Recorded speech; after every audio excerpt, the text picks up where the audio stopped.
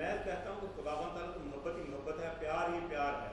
اور اللہ تبارک تعالیٰ اتنا رحیم ہے کہ ماں سے 70 گنا زیادہ یا بلکہ بے حساب رحیم اور کریم ہے۔ پھر ہم یہ کیوں کہتے ہیں کہ خوف خدا، اور قرآن پاک میں بالمن خاف مکمل بالمن خاف کمر رب جنتان، جو اللہ ماں کے خوف سے ڈر گیا تو اس کے لیے 2 جنتیں، اس پر ذرا روشنی۔ ڈاکٹر رانجھا صاحب نے جس سوال کی طرف توجہ دلائی نا، غالباً اسی جمعہ میں نے اسی بارے میں عرض کیا کہ اللہ کے بارے میں جب ہم کہتے ہیں نا کہ اللہ سے ڈرو،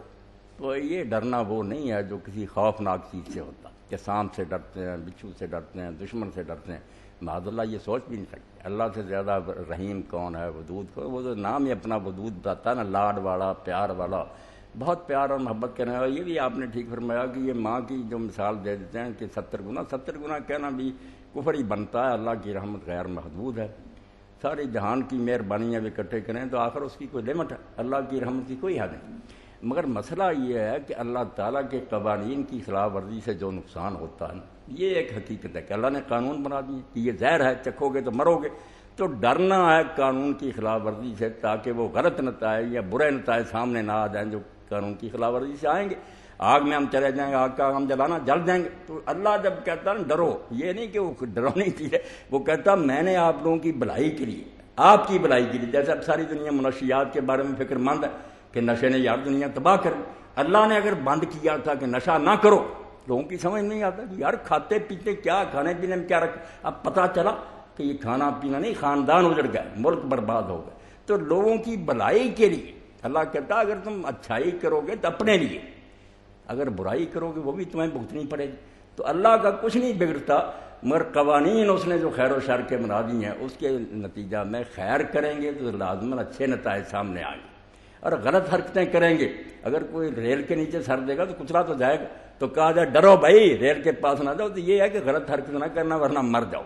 تو جہاں جہاں خوف خدا یا تقویٰ کا ذکر کیا گیا اس میں یہ بات ملحوظ رکھیں کہ کہیں نہیں اللہ تعالیٰ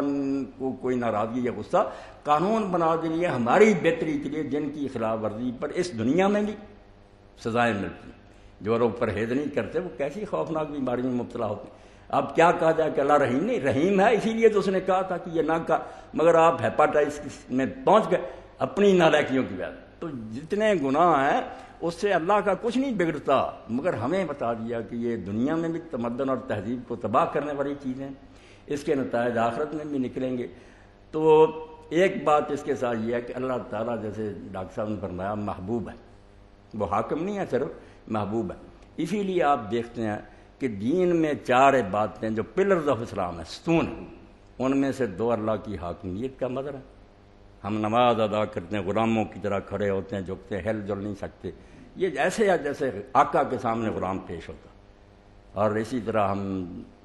زکوٰۃ ادا کرتے ہیں ویسے جیسے حکومت کو ٹیکس دیتے ہیں۔ یہ دونوں باتیں اللہ تعالیٰ کی حاکمیت اور مالکیت کا مظاہرہ کہ وہ بادشاہ ہے،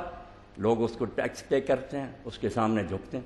اور 2 باتیں محبوبیت سے تعلق رکھتی ہیں، اس میں حاکمیت کی شان نہیں، محبوب ہونے کی شان۔ روزہ کیا کہ جیسے محبوب کی محبت میں جنہیں ہو جاتی ہے یہ محبت تھوڑی بھی، بے شک مردار محبت ہی ہو، کھانا پینا چھوٹ جاتا، وہ بالکل لوگوں سے الگ ہو کر کہیں جا بیٹھتے ہیں، گلیوں بازاروں میں چکر لگاتے ہیں۔ ایسے ہی روزے کی حالت میں کھانا پینا چھوٹ گیا،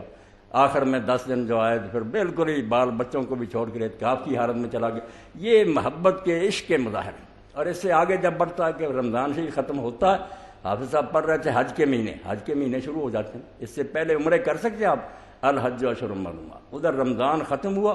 کہ آپ نے دیوانگی کا مظاہرہ کیا، پاگل بن گئے تھے، نہ کھاتے تھے نہ پیتے تھے، اس کی جدائی میں کمزور ہوتے جا رہے تھے۔ اب جب مہینہ ختم ہوا اجازت ہوگی کہ جو ان میں ہمت ہے وہ آ جائے اپنے محبوب کو ملنے کی۔ حج، اور حج آپ سارا دیکھ لیں سوائے دیوانگی اور جنون کے کوئی نہیں، دیوانوں کا کام ہے، سر کے بال بکھرے ہوئے ہیں، خوشبو نہیں لگا سکتا، فقیروں میت کی طرح 2 کفن پہنے، پاؤں میں جوتی کوئی نہیں ہے، اور لبیک لبیک پکارتا، کبھی وہ مکان کے گرد گھوم رہا ہے، کبھی چمڑ جاتا ہے، کبھی بوسے دیتا ہے۔ بالکل وہ بات جو مجنوں کو لوگوں نے کہی تھی کہ آپ کیا کر رہے ہیں، یہ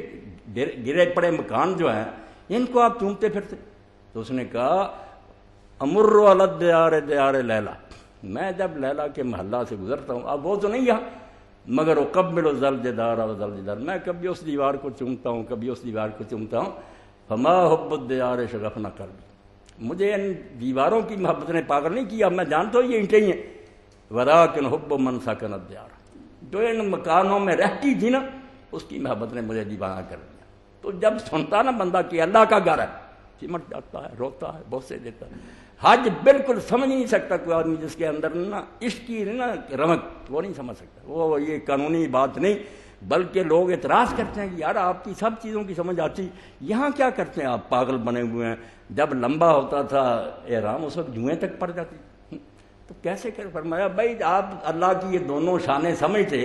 کہ نماز اور زکوٰۃ میں وہ بادشاہ ہو کر سامنے ہوتا ہے، آپ اس وقت وہ کام کرتے ہیں جو رعیت کو کرنے ہوتے ہیں، یہاں محبوب کی شکل میں ہوتا ہے، کھانا پینا چھوٹ جاتا ہے، حجامتیں بھول جاتی ہیں، کپڑے میلے ہو جاتے ہیں، آپ پاگلوں کی طرح اس کی گلیوں میں گھومتے، اس کا تعلق خدا کی محبوبی سے، اس لیے ماں سے بہت محبت بڑھ کر، مگر ساتھ ہی آپ یہ بھی جانتے ہیں کہ محبوب کی ناراضگی وہ عذاب ہے جس کے مقابل میں آگ کا عذاب بھی ہلکا ہے۔ اسی لیے امام زین العابدین فرماتے ہیں اللہ میں اس کو برداشت کر سکتا ہوں کہ وہاں آگ ہو، بچھو ہوں، سانپ ڈسیں، یہ عذاب میں جھیل سکتا ہوں، مگر جو قرآن نے تو نے کہا کہ لا ینظر اللہ، اللہ ان کی طرف دیکھے گا ہی، بڑا یکرم، ان سے بات ہی نہیں کرے۔ آپ کسی عشق مزاج آدمی سے پوچھیں اس سے بڑھ کر اس کے لیے کوئی دکھ ہے؟ منہ ہی نہیں کی۔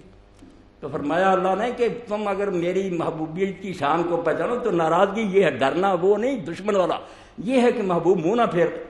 اس لیے یہ دو باتیں ذہن میں رکھیں کہ ایک تو برے کاموں کے غلط نتائج سے ڈرنا، یہ ہے اللہ سے ڈرنا، اس کے قانون کی خلاف ورزی نہیں، اور دوسرا یہ ہے کہ جب وہ اتنا محبوب ہے، اس محبوب نے منہ پھیر لیا کہ میں اپنی زیارت نہیں کراؤں گا، تو اس سے بات نہیں، جا جہنم میں جلتا رہے، تو اس سے بڑا عذاب کیا ہوگا۔ یہ ہے اصل میں ڈاکٹر صاحب بات